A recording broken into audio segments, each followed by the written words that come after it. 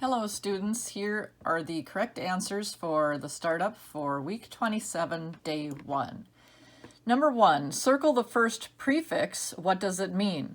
Remember, the prefix comes at the beginning of the word and it says the first one because we can see IN can also be a prefix, but that's not the first one we're dealing with. So the first one is UN, and un means not. So uninhabited means it's not inhabited.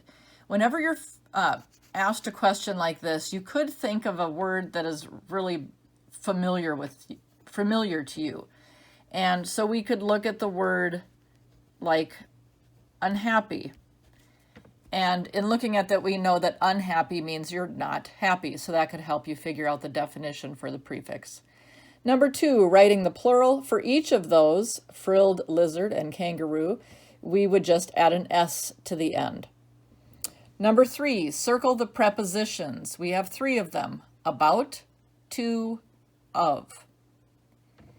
Number 5, just like I do in school, why is when I'm doing stuff to keep the number straight in my head? And, really challenging because there it is. But number 4, which writing mode would be most appropriate?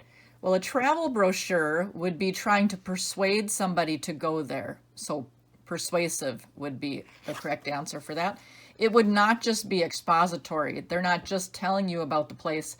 They're really wanting to persuade you to go there. It's like an advertisement. And narrative would simply be, we could think of that as like a story. We'd want a little more of the persuasive piece. Letter B, rules for playing cricket, we would want expository. That is something that explains. That's how we remember it, right? Expository starts with EXP. Explain starts with EXP.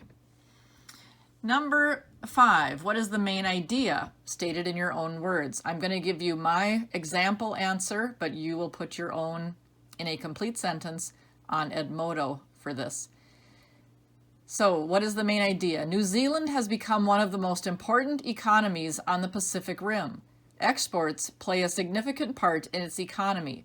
New Zealanders raise large numbers of sheep and cattle. They export wool, meat, and dairy products. Other agricultural exports include grain, vegetables, and fruits. Next time you see a kiwi fruit in the market, think of New Zealand. Here is an example of a statement that would be the main idea from that paragraph. Agricultural exports are important to New Zealand's growing economy. You just take what is that paragraph telling you about and put it in your own words. My advice for you is to read that and then don't look at it and then come up with your main idea. That really seems to make it a little bit easier to come up with. All right, go on to Edmodo and finish the assignment.